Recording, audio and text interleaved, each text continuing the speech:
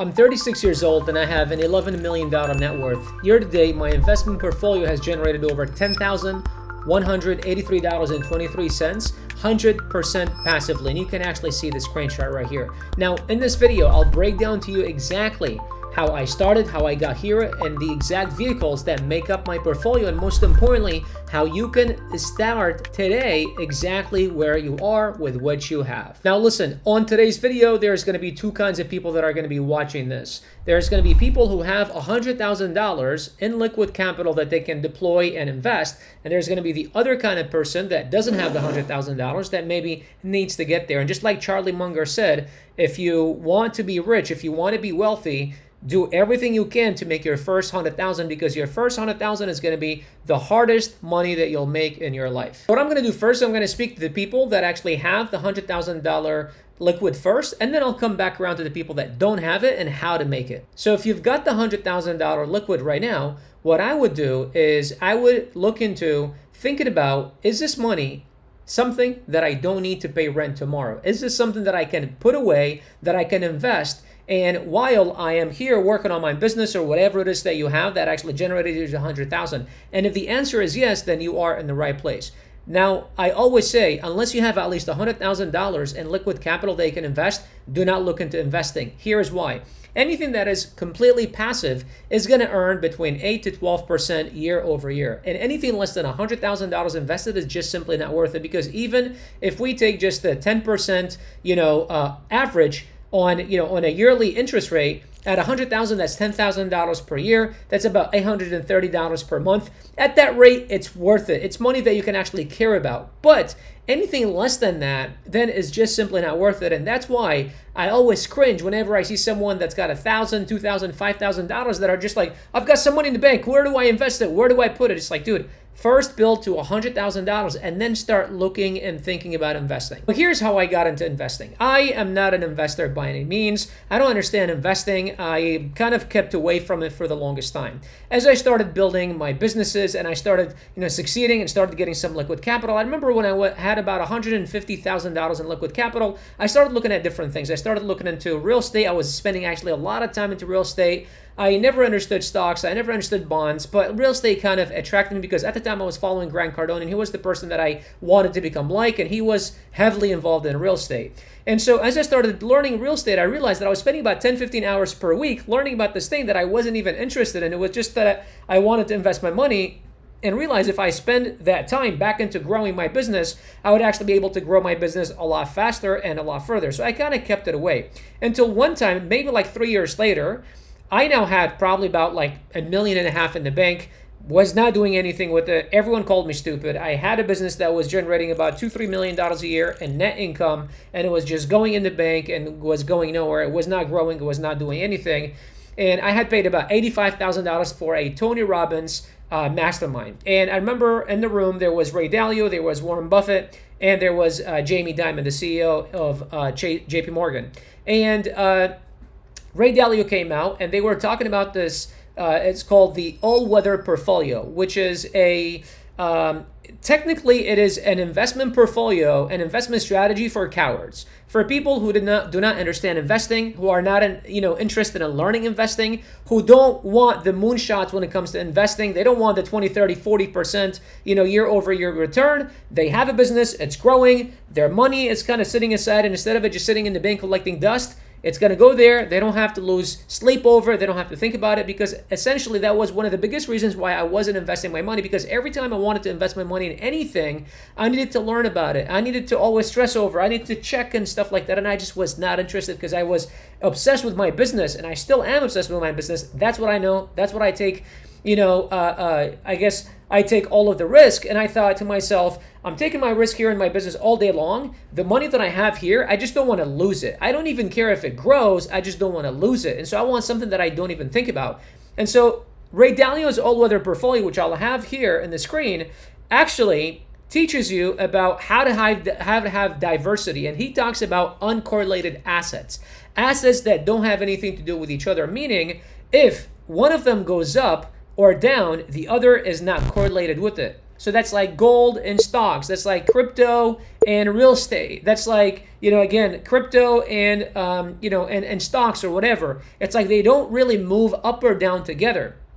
And so in his portfolio, he shared it on that presentation. And then Tony Robbins also said that he had interviewed 50 of the smartest investors in the world. And he had written a book after he interviewed these people. And his book was called The Holy Grail of Investing. So what I did was I went and I read that book, which I highly recommend that you guys read that book.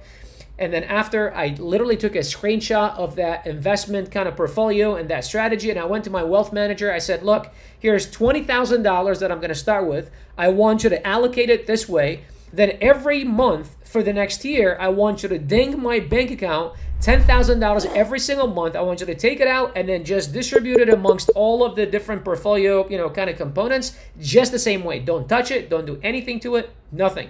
And they take half of a basis point per year to manage the portfolio and so on, which is nothing when you compare it to any other, kind of wealth managers.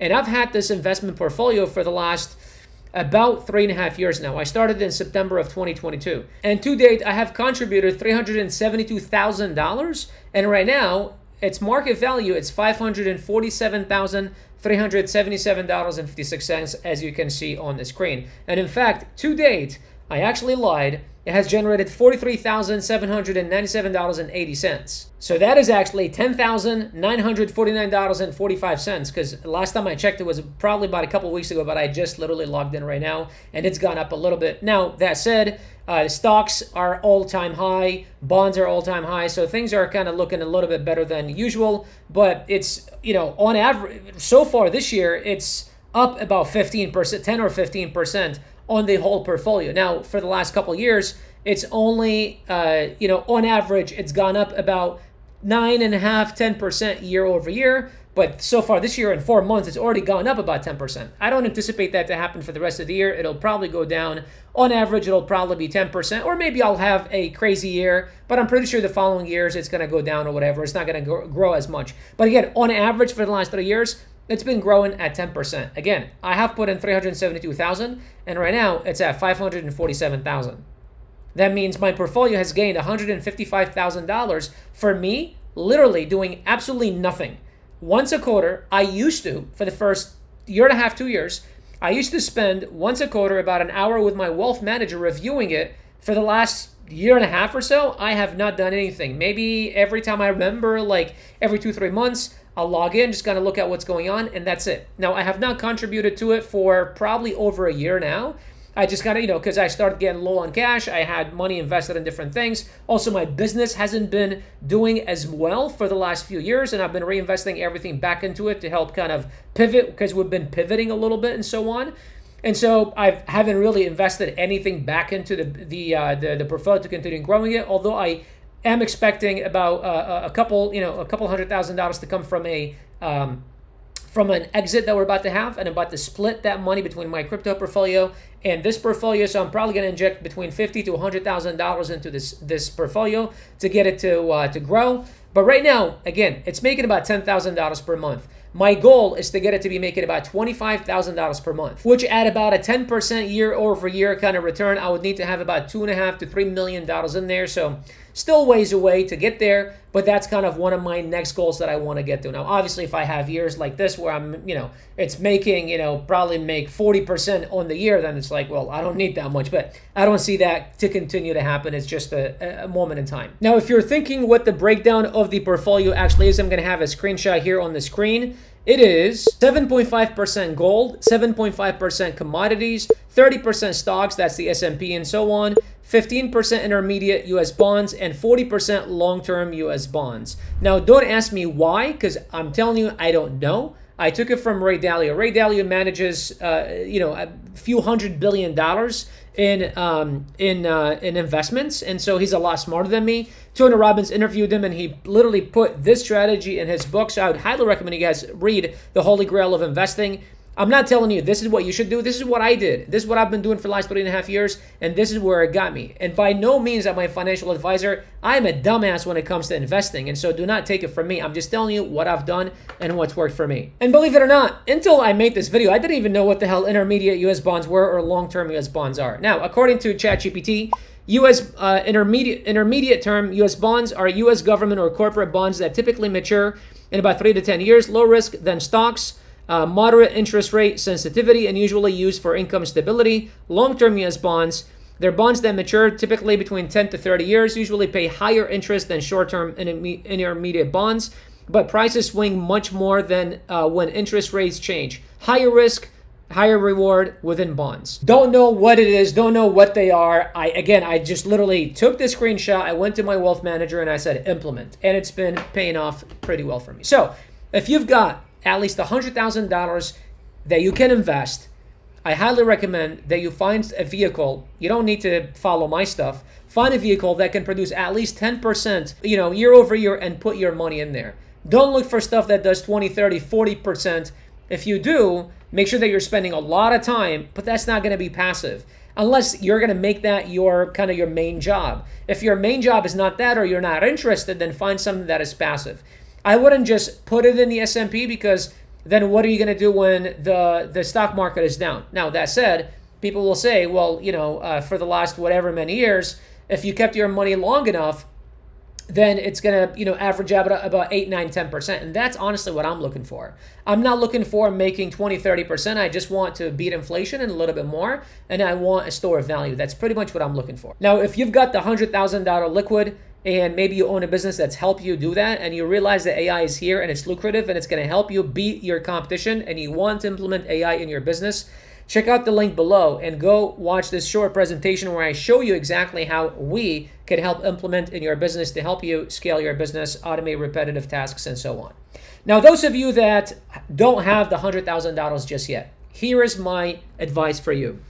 Do not invest in anything but what Alex Hormozi calls the S&Me 500. Don't be investing in some stock that you know nothing about, some stock that you have zero control over. Invest in this stock that you have 100% control over.